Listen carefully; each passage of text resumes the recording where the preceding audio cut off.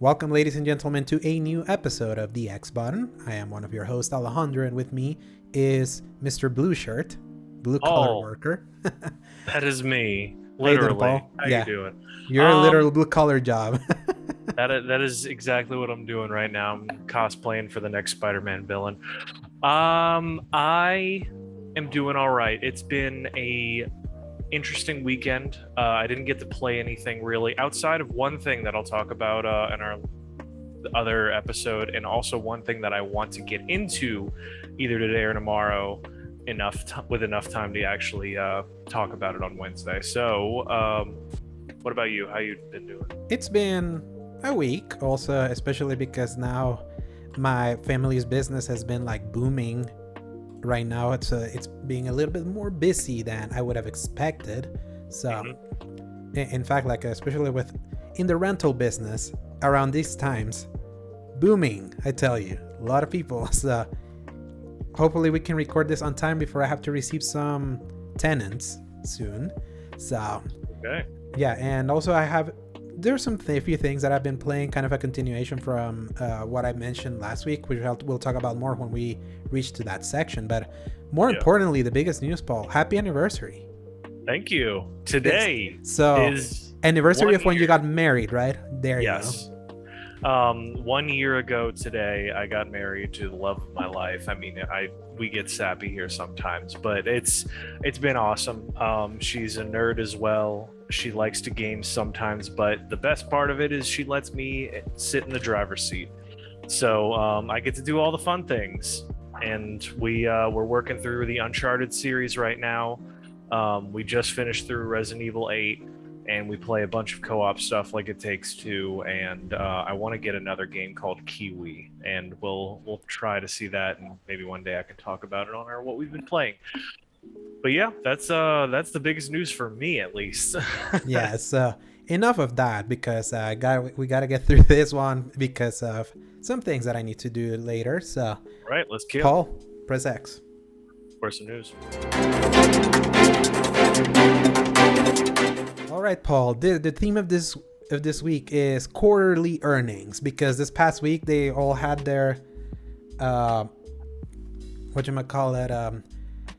they had to report to their stockholders, and sometimes when they report to stockholders, interesting announcements happen or news. Like in this case, number one, we mentioned this kind of like it broke around the time that we recorded our what have we been playing last week. And it was that Overwatch 2 and Diablo 4, which still don't have a tentative release window, have been announced to be further delayed, with them saying that they're citing the need for further development amid some behind-the-scenes changes that happened to the company following the reckoning the mega publisher has been facing with the lawsuit. So in this case, a bunch of Overwatch people were fired, and in the case of Diablo 4, the director of the game was removed, so they had to a change of leadership there.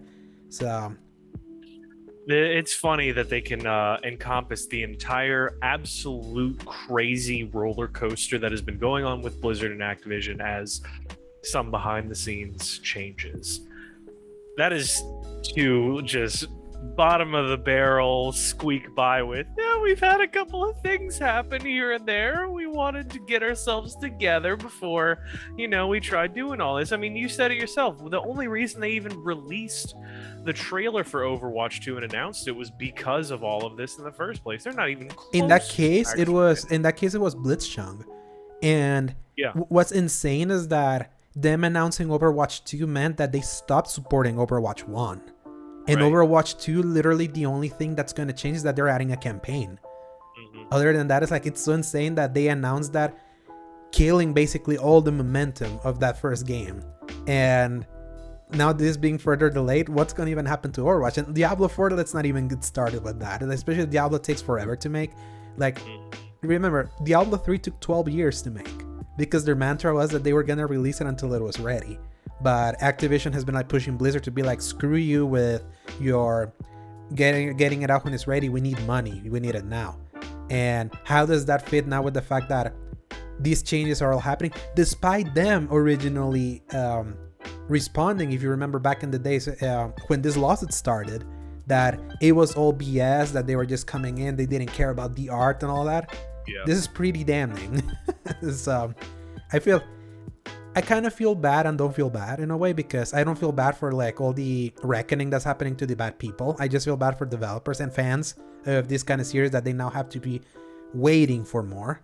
But yeah, we'll see what happens next, because like we said with Activision, because everything has been sacrificed at the Call of Duty altar, they have nothing. So they have to keep hoping that Call of Duty can still hold the arc. And we'll see how the sales and ratings actually do for Vanguard, which is already out. Yeah, came out last Friday. Got it. Okay. I didn't buy it. My brother bought it on PC. I'm waiting a little bit until he's kind of stopped playing for a little bit, just to kind of go through that campaign and be done. I'm not paying a cent, like I mentioned. So number 2 with this one. During the earnings call, Square Enix made a frank announcement as to how they view the results of their live service game, Marvel's Avengers, citing that one of their key learnings was that in order to make a proper live service game, you need to have a developer that's properly equipped to make that kind of game.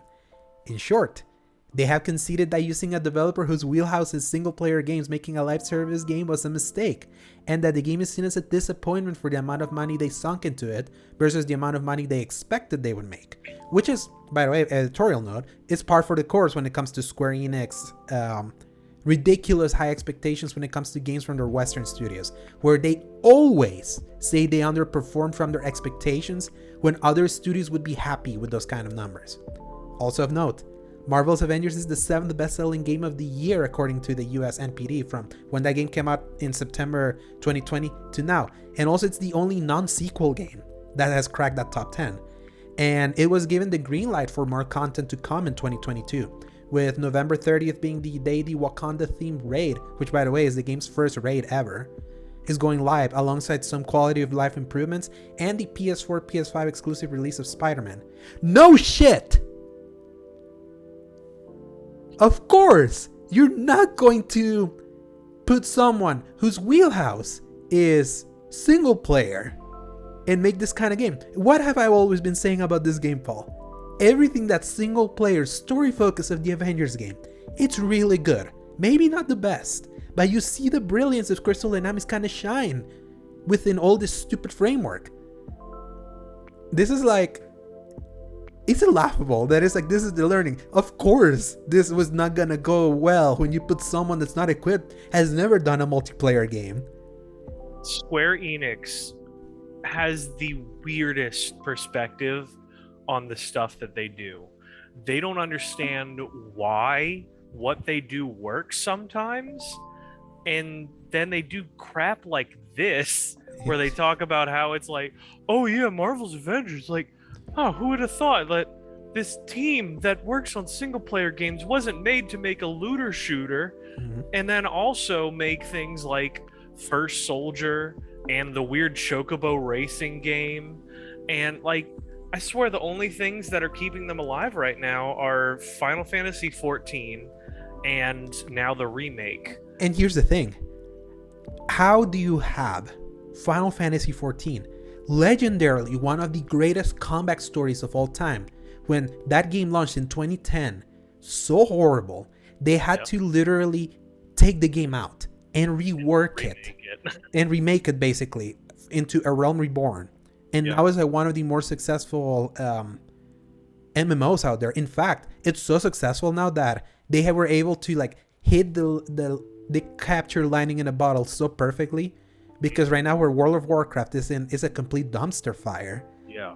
And a lot of content creators for World of Warcraft left and moved to Final Fantasy. They couldn't have a bigger success there. But they have the data. They knew what happened, what needed to happen for that game to become the success it needed to be, to the point that right now it's probably one of the most beloved Final Fantasies ever. The hype that I see about this Endwalker expansion that's coming out, that was recently delayed for the first week of December, so good luck, Halo. It's like, they have the data, and they still did this. And here's what happens. I bet you they were like, Avengers is the biggest property right now in all of entertainment. Look how much money Endgame did. Our game is gonna be just as successful. Despite us putting Crystal Dynamics, it's never not gonna has never done this kind of game. We're gonna put so much money to this unproven idea because it is the Avengers. I bet you that's what happened. They were like, they saw the numbers in the movies and they didn't really read the room correctly, and it's not going to be worth the cost. This game could have come out much earlier had it not been a live service. Yeah. That's what I think of is I picture the Square Enix building, and within it is a whiteboard and a room of people, and they say, all right, well, here is a list of the biggest properties in the world that we can throw a bunch of money at, and then over here is the genres of games that sell the most, and of course on the top of both is Marvel and looter shooters, and they go, these two make the most money all of everything, and why don't we put them together? Here's what's funny. I bet you that board was there in like 2014 and 2015 before the looter shooter bubble popped. Yeah, which is again kind of like the worst part about you following trends sometimes, that trend has been long moved, because looter shooters are not the most successful thing right now. The only one that has managed to kind of coast by is Destiny, and even then Destiny right now is going through, like, it's like typical in that game's life cycle. It's a roller coaster. We were in the top of the roller coaster for a little bit, and now we're in the low, especially with the announcement that they're removing the Forsaken campaign and all that, and citing all the controversies again about the acceptance of it being the only MMO that it's removing actual paid content from the game, despite them having justified it as saying that they're doing it to kind of be able to properly develop that game because their tech kind of sucks. Yeah, it's like that's a genre just ripe with disaster. Like, it's not a smooth, it's not a genre that you're going to smoothly, how can I say this? You're never going to do a looter shooter and always be roses and petals. And just give me a second. We're going to stop this recording a little bit. I got to see something. Okay. And I'm back from that little interruption that people are not going to notice thanks to editing. And kind of like I was saying, how the looter shooter genre is just ripe with errors. Like, it's not always going to be a smooth ride. Yeah.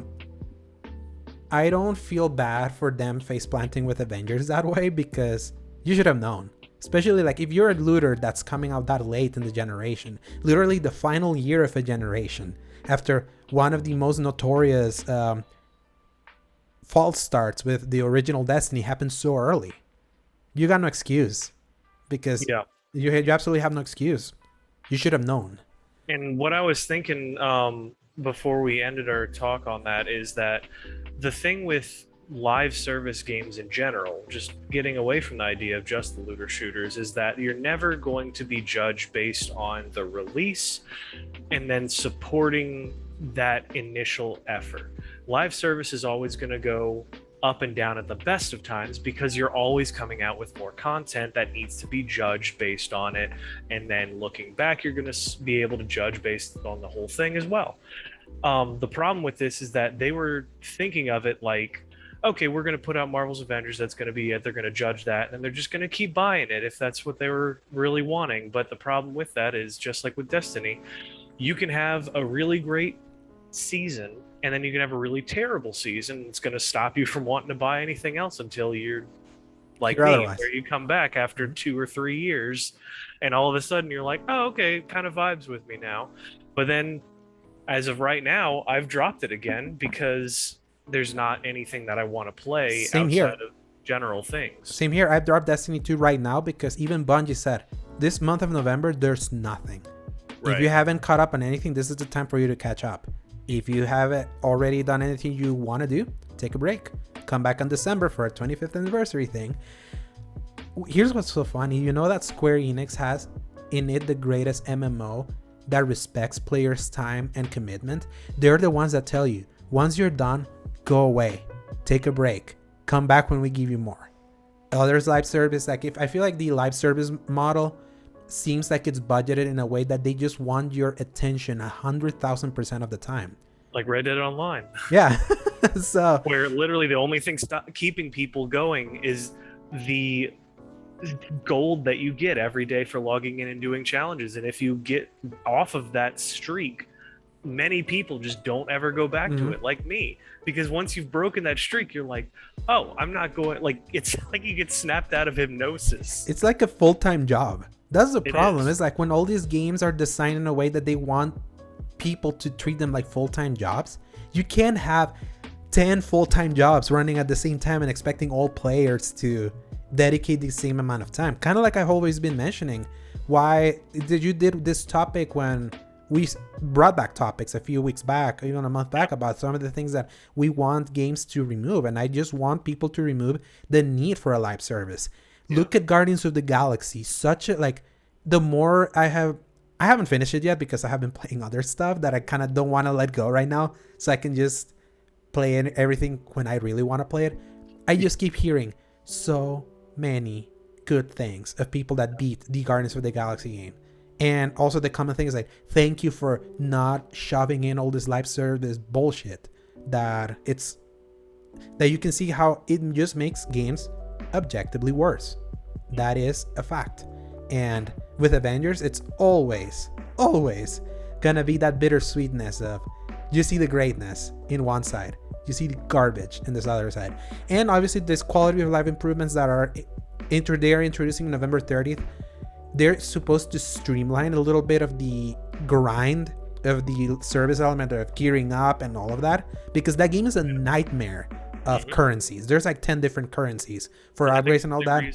You did so well is because they had like a quadruple experience or something going on. Exactly. Imagine it. Only reason why you would be engaged is because they're quadrupling the experience.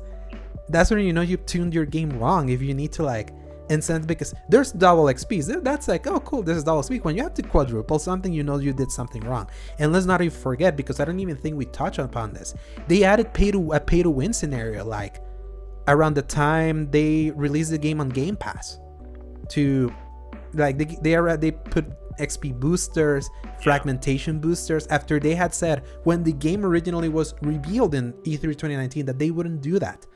And they were in silence for 3 weeks before they came in with a statement be like, we're sorry we didn't listen, like, we're sorry we did this, we didn't think it was gonna be that bad, but it clearly wasn't, so we're removing it at the end of the day, and we hope this is the moment where we can start rebuilding your trust. That is the cycle of the live service garbage. And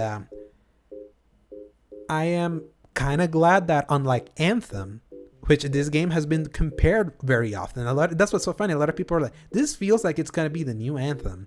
The only difference is that Anthem was killed at the crib. This one has been allowed to become like a 2-year-old almost, at least. It's with growing pains. Apparently, when they started doing MCU style costumes that they sell, because that's another thing that I think they massively regret, is the monetization aspect they chose for this. Yeah. They obviously it's a full price game. Obviously it's been on sale many times. The only thing they said that they were gonna monetize was cosmetics. And those cosmetics can be really cool looking, especially the MCU costumes they're perfect. They're like $15 a pop sometimes. That's insane. So in a looter, you want to charge for expansions. The War for Wakanda thing was really good. That came out in August. I really enjoyed my time with that. In fact, everything that was adjacent for Wakanda is what led me to push the 200-hour mark with that game. So back in August. And I bought the $20 endgame edition basically because it had some MCU costumes in it. I wanted to give them that because it's like, I'm pretending this is a $20 expansion, because I felt like an expansion that had they added a little bit more, it would have been worth like what we buy with Beyond Light. Even that Beyond Light is twice the price. True. They should have made it clear, expansion content we're gonna charge. That way it's a guaranteed thing. Maybe they can make it even more meaty, because if it's free, they're not gonna make it as meaty as it could be, because if you're only relying on cosmetic in a looter, it's not gonna make the money, especially when the big problem with the loot system of Avengers is that you don't see your loot. You don't. That's the point of a looter. Yeah. Make it like, grab your loot that's gonna give your character better stats and better looks. They have uncoupled the looks with the stats. That's why that game is a problem. And that's why it's only really good when you're engaging in content that doesn't require you to grind. for like endgame stuff. I don't know how much longer this game has. At the very least, they made enough money with cosmetics to give another year, because they said they announced a roadmap until 2022 right now. That's more than Anthem ever got. But with Square Enix always throwing their Western studios under the bus, that's what makes it funnier, because they are never happy with how their games do. Did I send you, this was in our chat, did I ever send you those images of them saying Tomb Raider disappoints, Hitman disappoints, or something like that? Like Avengers didn't make its money. But and then Hitman 3. I've heard them over and over again. It's like they just can't be pleased by anything that's not their own studio seemingly making stuff, which sometimes does even worse. And they're like, oh, this is fun because our country made it. And like, I'm starting to sense a pattern here. Oh, absolutely. It's always the Western all the time. And that's what's funny. Then Hitman 3 released this year, and they made enough money that IO was so happy it's their most successful game now. What does that tell you? And Square owned IO before, and they let them go. Their expectations are out of this world. I don't understand it. Yeah. But enough of that. I'm excited to reinstall Avengers just to play as Spider-Man. I want to see what they do with Spider-Man. I got the version that is going to have Spider-Man. That's another bittersweet moment. What if Spider-Man wasn't an exclusive? Spider-Man is what would bring people back. Amazing. There is a Spider-Man movie this year. Like, because Sony owns Spider-Man, sort of, but not really. Yeah, it's sort of not really. Imagine if all the systems that have this stupid game had access to Spider-Man literally 2 weeks before the Spider-Man movie. And now just PlayStation people have it. This sucks. Like, everything about how Square has handled Avengers, I'm just calling it, is an abortion. It really is. Like, it really is. And I say that as someone that, against his own will, loves that game.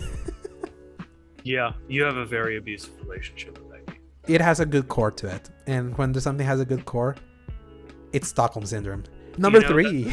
That's a whole problem that you're going to have to deal with one day. Anyway. Yeah, especially I'm going to talk about Stockholm Syndrome and Metroid Prime 2 in our next section. So that's exactly what I was going to bring up. Yeah, so number 3 is still in earnings reports. Take-Two Stern. Take-Two Interactive, the parent company of Rockstar and 2K Games, announced to their investors they have a staggering 62 games in development to be released on consoles, PC, and mobile by March 2024. I don't believe this for a second. You want to know why? I believe it. It's precisely for this. They mentioned mobile. How easy it is to make a mobile game. How easy it is to just put a piece of crap over there and call it a game.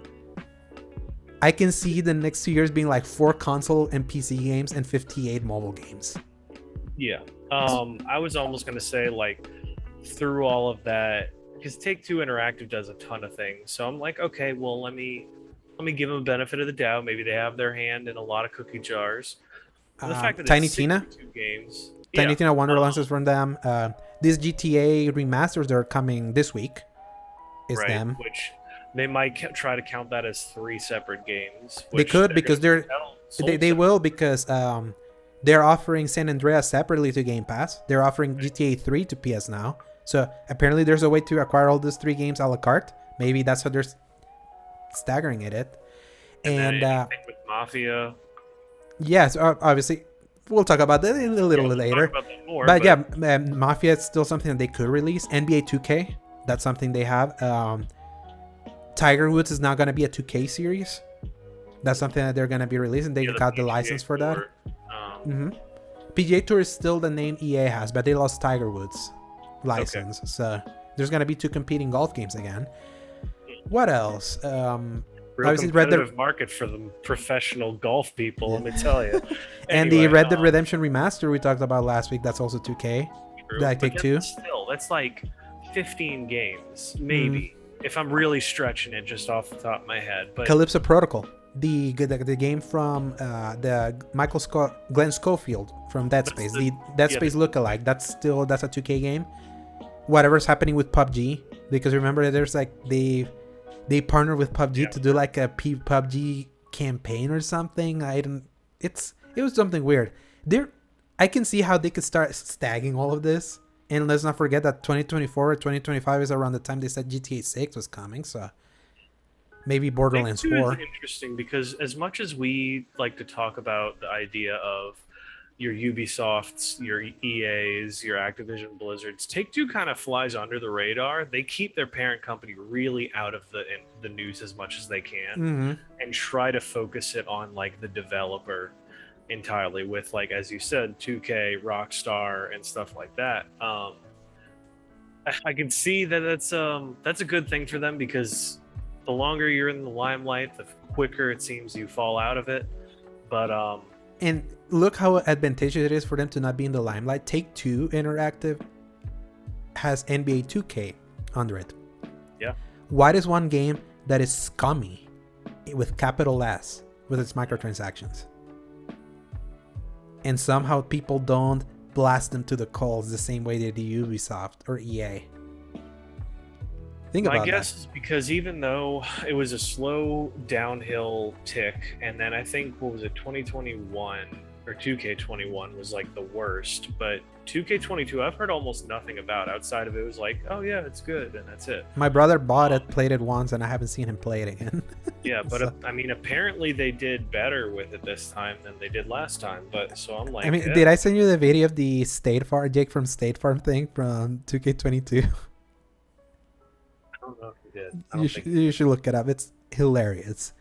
But staying on the Take-Two Interactive boat, number 4, within the earnings call, Take-Two announced that they also canceled an unannounced game from Mafia 3 and Mafia Definitive Edition developer Hangar 13, citing the game cost them $53 million and was going to be a... live service.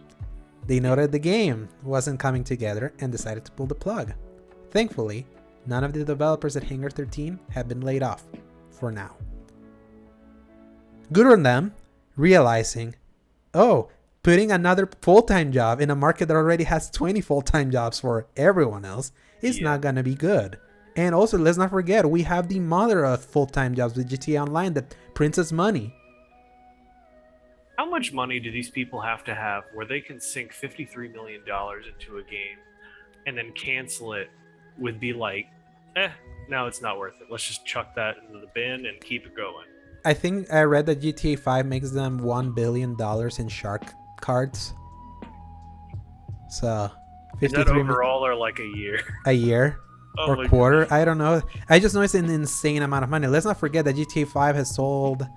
Let me look it up. Let me see. And the GTA. funny thing while you do that is GTA, or the people that of course are selling it still online, are still giving away for free $1 million of their online dollars each month until GTA 5 comes out on next gen. GTA 5 has sold 150 million units and it's still selling. Do you know that it sold 5 million units in this last quarter? Yeah, Who it's doesn't own right. GTA 5 at this point? becoming the new Skyrim. Yeah, but Skyrim is not 150 million. That's what's funny. This is like dwarfing Skyrim. It's becoming that whole process of, we're going to put this on everything until you stop buying it. Yeah, and Skyrim comes out this week, by the way. The like 10th anniversary. Yeah, 10th anniversary after 10 years of Skyrim. Is there anything that they're even adding to it, or If is it you just have like, these, do you buy the special edition of Skyrim? Yeah. You get a free upgrade on PS5. And if you own that, you can pay $20 for the anniversary edition content that includes fishing and a bunch of creative suite content. Don't know how good that is, but Can't wait. yeah, I can't wait to finally... Is this the version that's gonna finally make me play and finish Skyrim? I hope so, because I'm finally in this kick where I'm playing all games and finishing them to completion, thanks to the And- year we've had.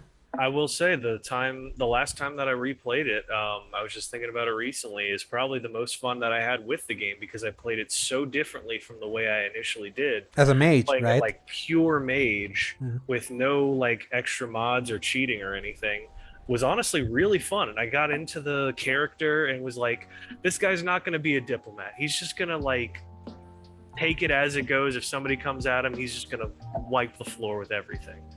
And he's an orc mage, which is the funniest part. So I thought it was a little ironic. Here's my thing, like with Skyrim, it's like I never finish it, not because I didn't like it. It's just my life always like threw me curveballs, and I stopped playing because other things would come out. Like only the first time that I stopped playing was because my game bugged out, and I had the PS3 version, the legendary PS3 version that was so busted that informed the design of the PS4. Literally, they said, we saw what happened with Skyrim and we designed a console now so that doesn't happen again. A system with split RAM that the more you play, the game would run at 5 frames a second. You should look at videos of rim lag back in the day. That if you're I remember hearing about that actually, and I was worried because at the time I didn't understand that it didn't apply to the 360 version. And they were like, oh, if your save gets to be 60 more hours than this amount or whatever, it'll like wipe your game potentially. Yeah, it's not that it wiped your game, it would just make it unplayable. That's the thing. Yeah, it's just imagine running something at 5 frames a second. Imagine now that you know what 60 frames is, having to play something in a slideshow quality. That's what was happening with Skyrim on PS3. It took them almost a year to get that fixed. And on top of that, the DLC was further delayed on PS3. It was like being a Skyrim fan and being on PS3 was the absolute worst. And that was like already the PS3 was always notorious for being the not good choice for multi-platform games. So you were always kind of like in the losing side of having worse ports. That was like the king. That was the cyberpunk of that generation. But at that point, because it only didn't work in one system instead of two with Cyberpunk. So. And the PS3 was always notorious for being bad. It was like, yeah, whatever. But in this case, with Cyberpunk, because it was both the PS4 and Xbox One version, and the same developer was like, go ask for refunds. That's why it got removed. Right. That's even worse. Yeah, and that's what Bethesda didn't do compared to Cyberpunk. They were like, we'll fix it. They weren't like, yeah, ask for a refund. I think that's where, I mean, as much as you can say against Skyrim and what's his name, Todd Howard. Todd Howard. Good lord. They have like this unified communication system where it's like, you know, when one of them says it, it's like speaking for the rest of the company.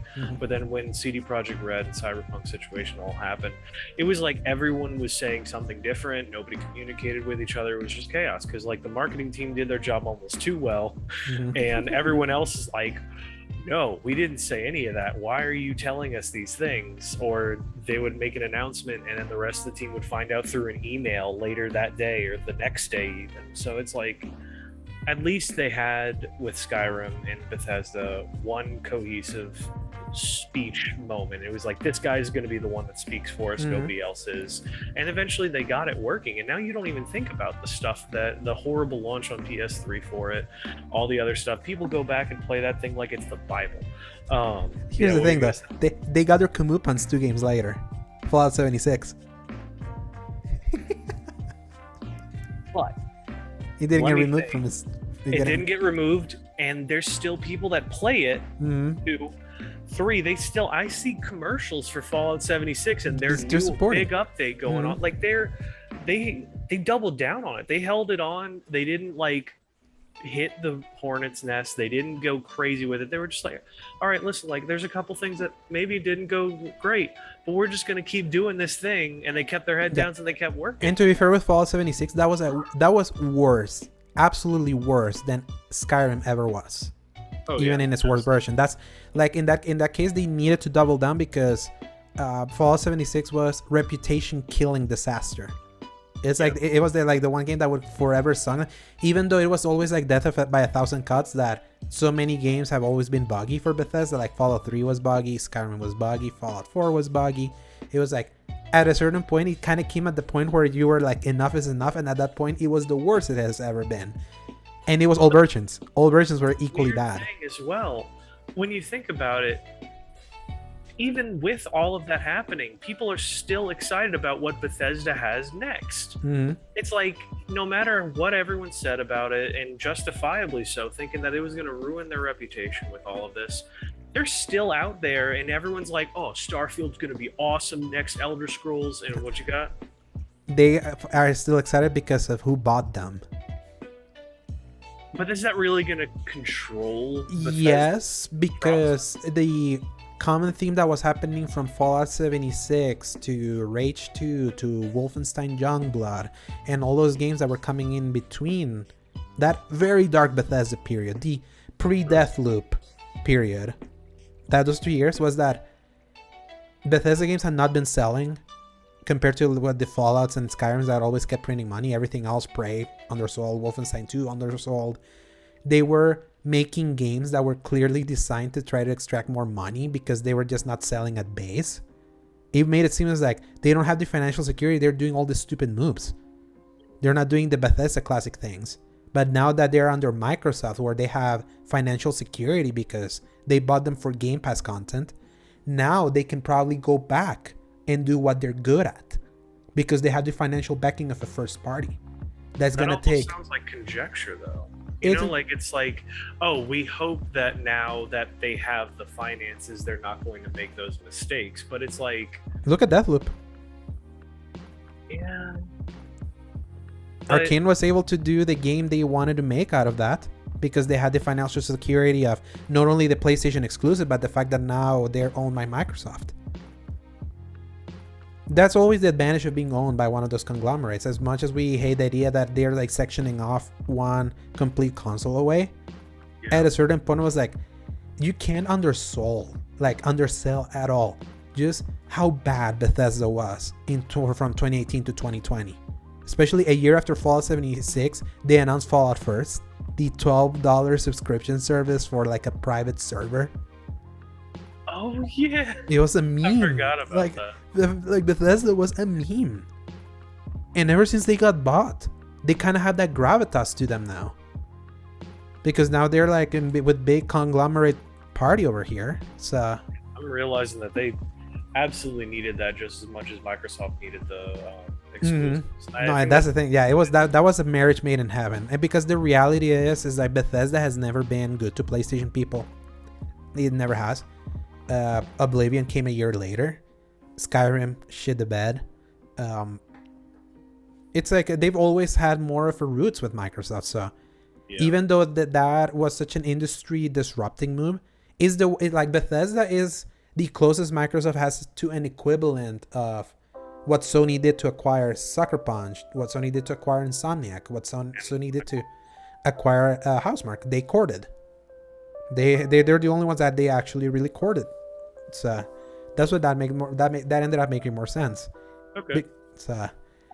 But with Take-Two, we were talking about the cancel game. Supposedly it was going to be a superhero live service game.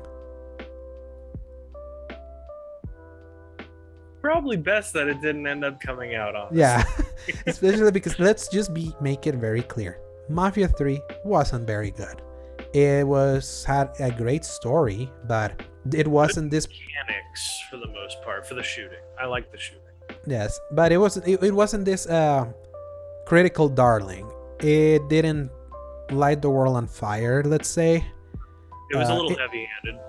Yes, it was a missed opportunity for its amazing story. It's like that's one of the better stories of this generation. That's what's ironic. That's a schism. Like another 6 months to a year of polish, and that game would have been a classic.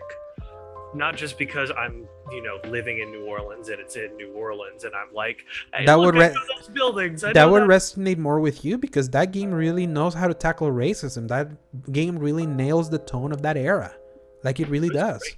And especially knowing some of the actual history that it's based off in New Orleans specifically, like the pictures and old footage are like literally ripped out of the 60s time of New Orleans and Canal Street, where I now work right off of it. So it's funny going down there and you see the palm trees, you see the streetcars going up and down. Not since the Hard Rock Hotel collapsed though, and kind of ruined some of the street. We're not going to talk about that, but it's really cool seeing all the stuff that's there and very like unique, because I have like grandparents' pictures of walking down the street and it's like in the game it looks just like it. So I think I wish it had come out in 2017. I really like it had just gotten that, because it could have been really great. Instead it's just okay. I think people have gotten okay more with delays, especially since recent events. It's so funny that Cyberpunk is the flashpoint. Was the flashpoint of delays will never be bad again. That was the breaking point, I think. Yes, but that's also the unique case that even after 4 delays, that thing was broken. So you could argue that a lot of the reason they had to delay it was once again because of the marketing team really jumping the gun a lot of times on that and giving them a date before all that happened. I mean, even I looked back on it just to give a slight caveat. That original gameplay reveal that we found out was not gameplay. Mm-hmm. I remember when they were posting about it, they said, "Hey, do y'all want to see something of what it could be?" And everyone was like, "Yes, absolutely. Let's see what it could look like." And that's when they dropped that. And do you remember when in that same thing, when they was like, release when it's ready? They literally said that, so they couldn't have face planted even more epically.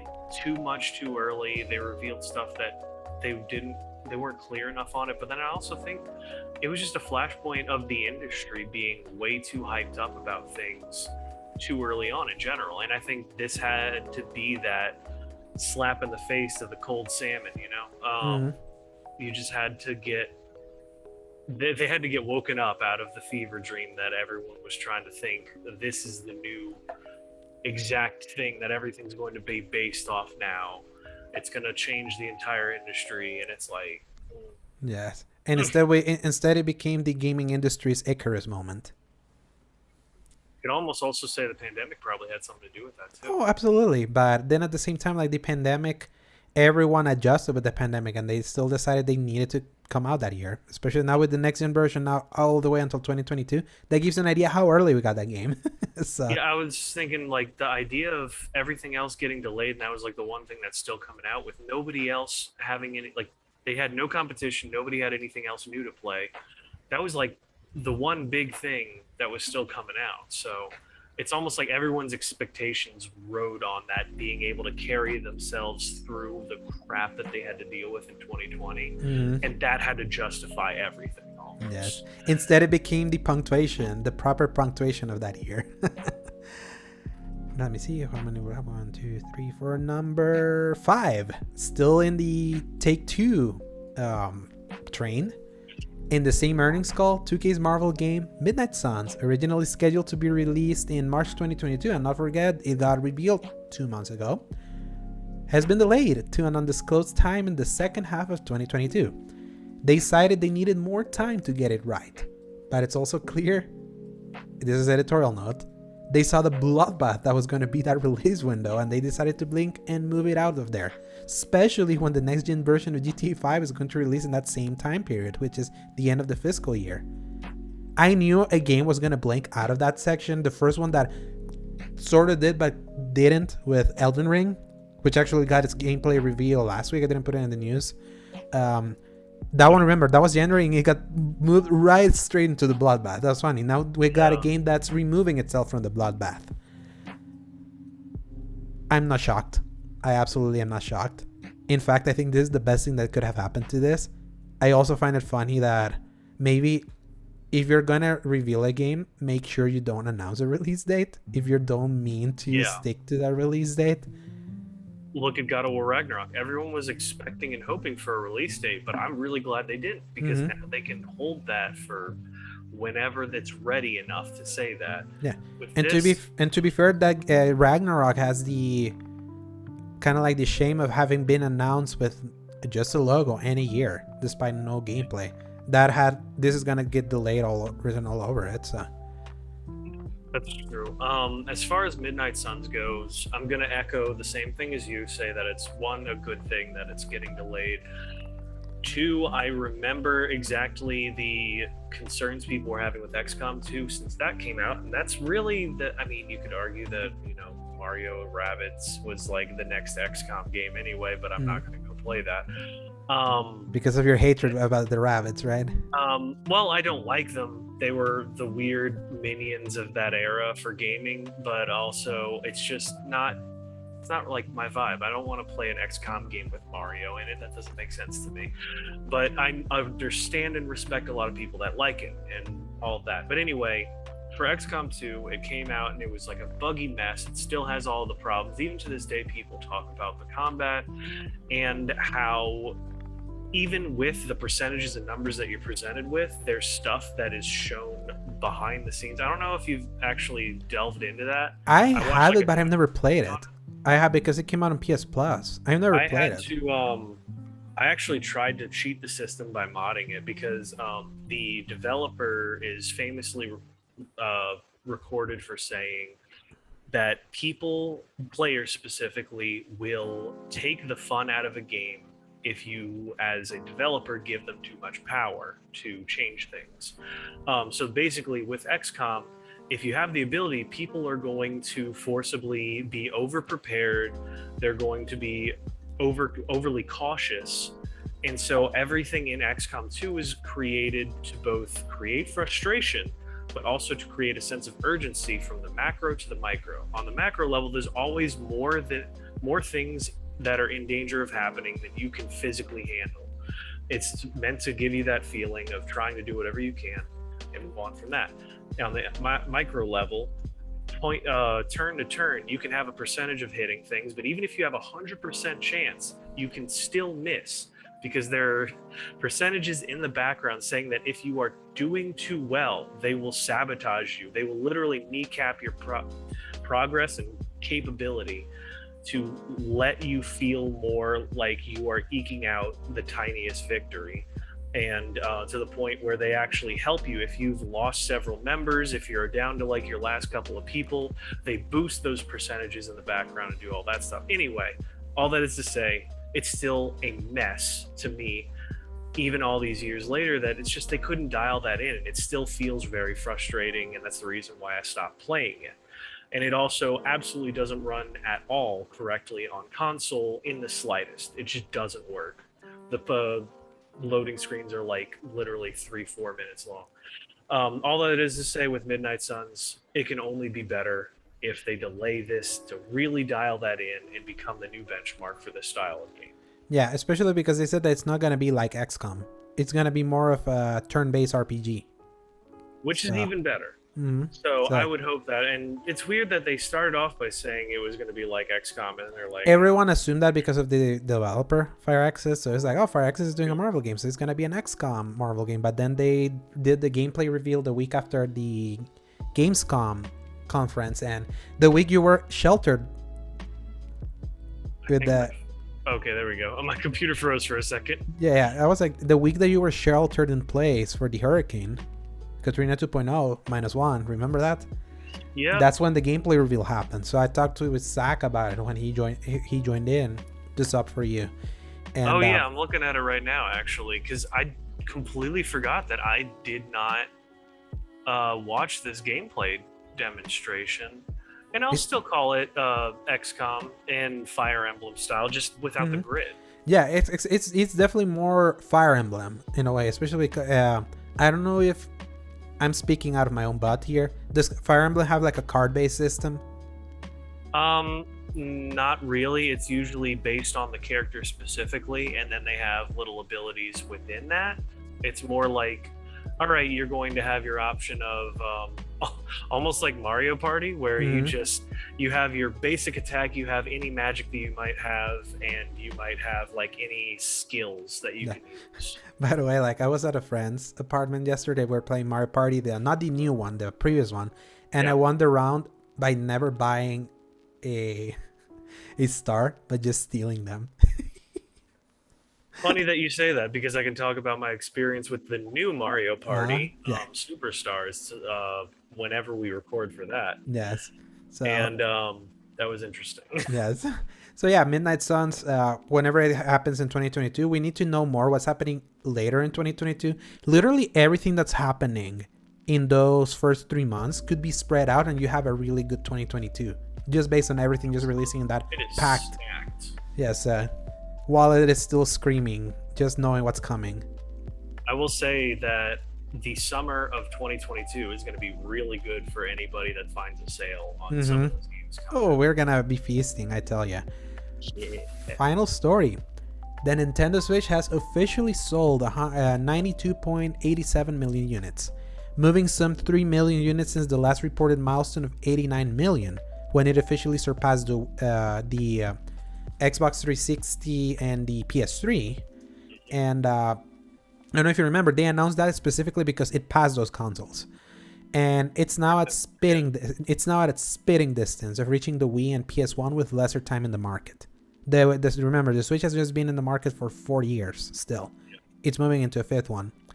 However, Nintendo suffered a drop in its stock, with stockholders worried about the continued supply constraints happening due to the worldwide pandemic, which they cite skepticism towards Switch maintaining its insane momentum.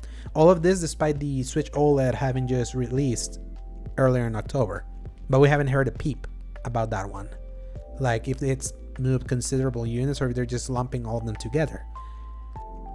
It's gonna happen. The Switch is gonna outsell the Wii.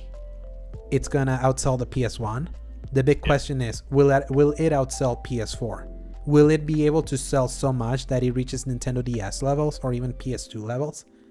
I think either way, if Nintendo has like the 3rd best selling console of all time, they'll be happy considering what just happened to them with its previous console, that it was one of the worst selling of all time.